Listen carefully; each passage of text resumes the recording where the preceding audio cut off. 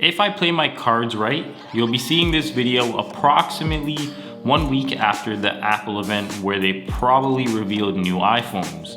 I'm not gonna lie, I'm a huge fan of tech and engineering and how we're able to engineer these little supercomputers that fit into our pockets.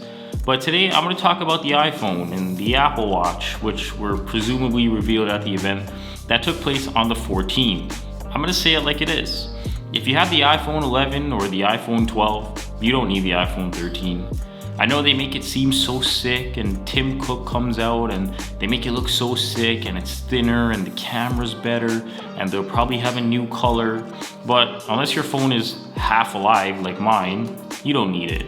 It'll be 15% faster and 8% thinner, and the notch on it will be a little smaller, but fundamentally it does the same things as all the ones that came before it. It can call, text, go on the internet, and take pictures. Everything else is basically a bonus. Yes, the camera will be a bit better. Yes, the screen might have 120 hertz, but those are all bonuses. You don't need those things. Something that I realized is that very few people need to upgrade their phone every year. People like Gary Vee, who are on their phones for 9, 10, 11 hours out of the day, need to upgrade every year.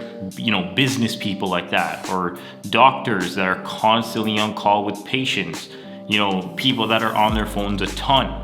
I also realized that very few people need the Pro Max. Most people aren't on their phones for more than 3 to 4 hours a day, so why would they need the phone with the most battery or the biggest screen?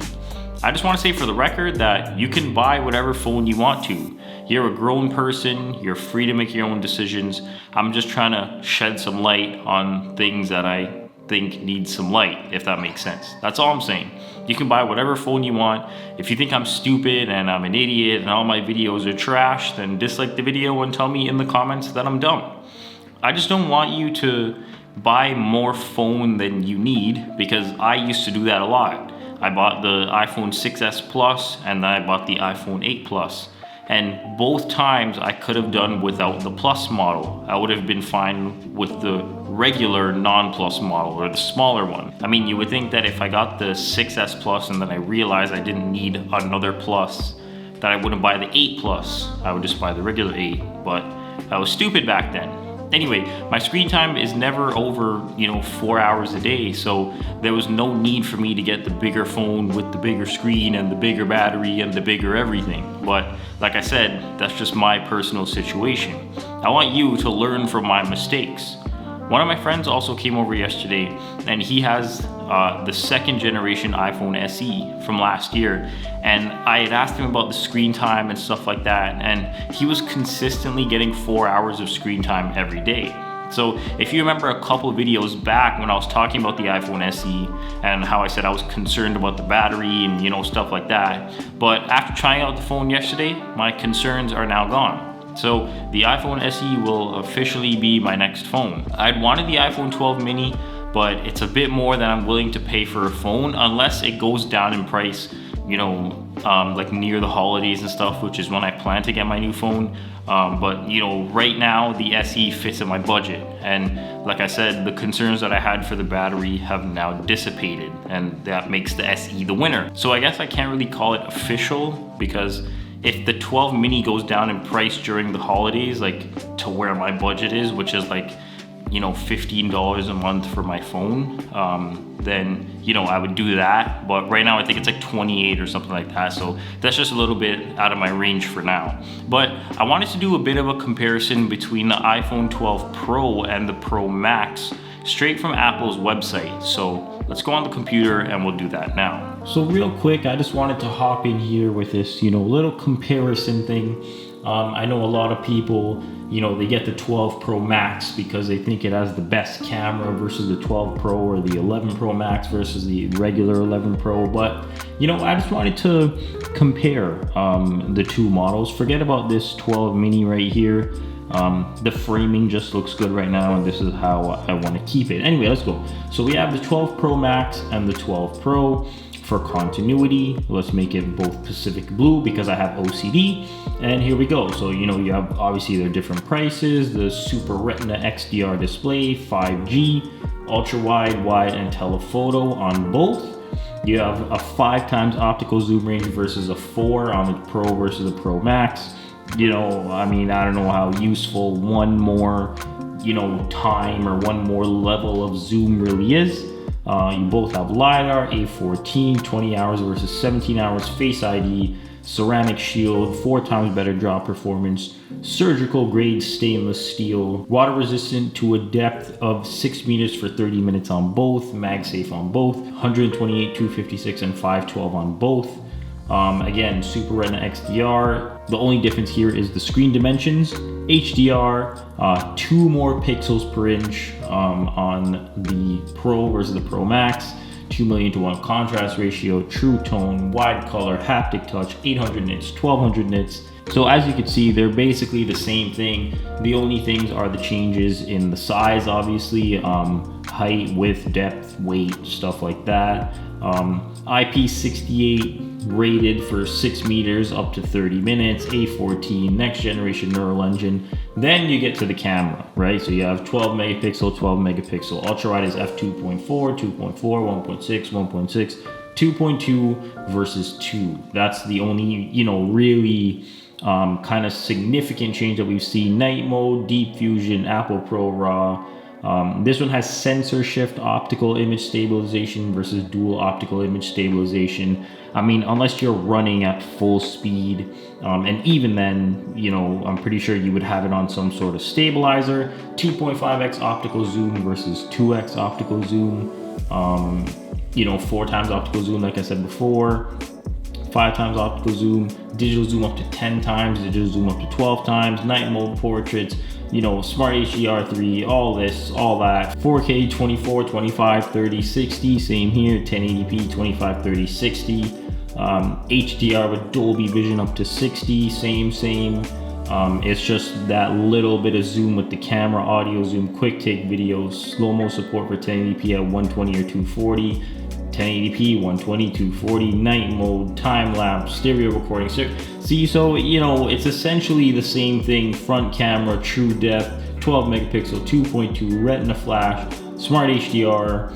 You know, it's, I mean, everything is essentially the same with minor, you know, little changes here and there. Animoji and Memoji, I don't even know who uses those. Cellular and wireless, basically the same thing. They both have 5G, Apple Pay, you know, FaceTime, audio calling, audio playback, video playback, Siri. You know, these are all basically the same things. You have all the same sensors, the SIM card, connector, they're both Lightning. So, you know, you can see where I'm kind of coming from. Let me just turn the camera around real quick.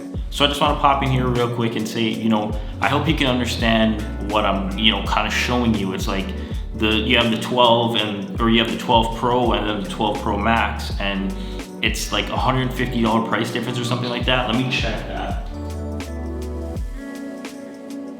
So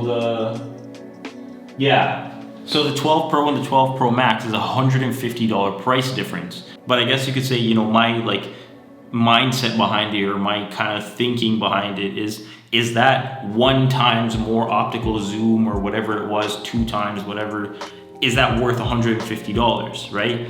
If you have an iPhone 11 Pro Max or you know, the one with the telephoto camera, I mean, how often are you really zooming in that far? And you know, obviously everybody's different, right? Maybe there's somebody that's watching this video and all you do is zoom in. So then if the 13 comes out or whatever next one comes out and you want that full reach to be able to, you know, reach as far as you can with your camera, then obviously that $150 is worth it to you. But if you're somebody that's taking pictures of flowers or of, you know, you're taking selfies or you're taking pictures of like your kids that they're like soccer game or something like that, is that little bit more reach worth $150? Obviously I can't answer that for you, right? There are some people where they should get it, like I said, because, you know, maybe they're an iPhone photographer and that's their job. But then, you know, it's like, say you're just taking pictures of you and your friends at your, table when you go out for dinner to post it on like Instagram or, whatever you post it on. It's like, do you need that extra zoom? Probably not. You're gonna need a wider camera because you have everybody at the table, plus you have to get all your food and stuff like that. Anyway, I'm just rambling on at this point. I hope you kind of understand where I'm coming from. Basically what I'm trying to say is that little bit of more reach worth $150?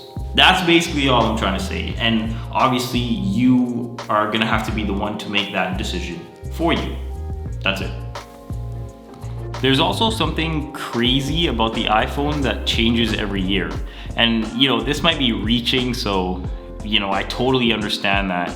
But why do you think Apple comes out with a new color phone every year? Personally, I think it's so people buy the new color so they can show off that they have the new phone. Now, bear with me because I know this is gonna sound crazy, but please hear me out.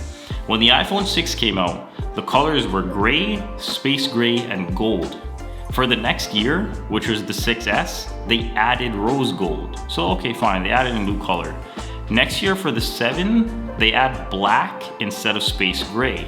iPhone 8, they bring back space gray, but they make the back of the phone glass instead of aluminum or whatever the previous material was on the 7. So that was the change for that year. Stick with me now. The 10 comes out, and that was the first phone with Face ID. So if you saw people unlocking your phone or their phone with their face, then you knew they had the new one. And they changed the camera module to go from like horizontal to vertical. The colors were also only black and white. Then the XS comes out and they add gold. So if you see somebody with an iPhone 10, but in gold, you knew it was the XS. iPhone 11 drops. They add midnight green to the Pro models, and for the 12, there's no green, but there's Pacific blue. So you see what I'm saying? I know all this might, be a little bit of a reach, and I have a tinfoil hat on and things like that, but it's like, why do you think they make these little subtle changes every year? It's so you can buy the phone and show people that you can afford the latest and greatest.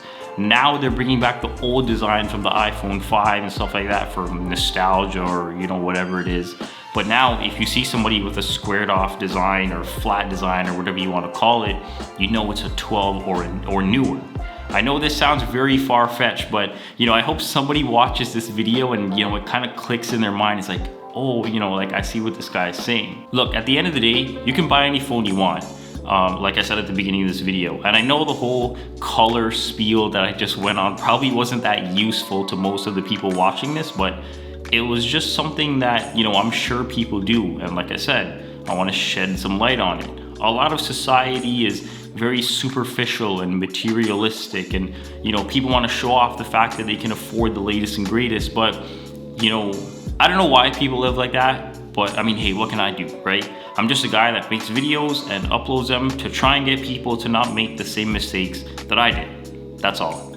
Real quick before I do end the video though, I just want to say that at the time of recording this, the Apple event hasn't happened yet. And I heard something about new laptops and Airpods and probably even a new watch. So everything I said about the new phones at the beginning of this video will most likely apply to the rest of the products that they unveil at this event. A few minor changes to the watch. They're probably gonna come out with a 16-inch M1 MacBook Pro, and I do have to get a new computer soon because my computer right here is definitely on its last legs. But we'll see how that goes, because I mean, it works for now, right, to upload videos and edit and stuff like that. But with like the AirPods, it might be active noise canceling or better noise canceling, or they might introduce other colors, or whatever it is. Just keep in mind that unless it's like a really big upgrade and you've been saving up for some time because you want to get these AirPods, like I'm not saying you shouldn't buy an iPhone or you shouldn't buy a laptop or you shouldn't buy a watch or anything like that. It's just, if you already have a Series 6 watch like I do, then you probably don't need to upgrade. If you already have an iPhone 12, then you probably don't need to upgrade. I just don't want people, like I said, to make the same mistakes that I did. Anyway, I'm not gonna take up any more of your time, but I do hope that you found some sort of value in this video. And as always, thanks for watching.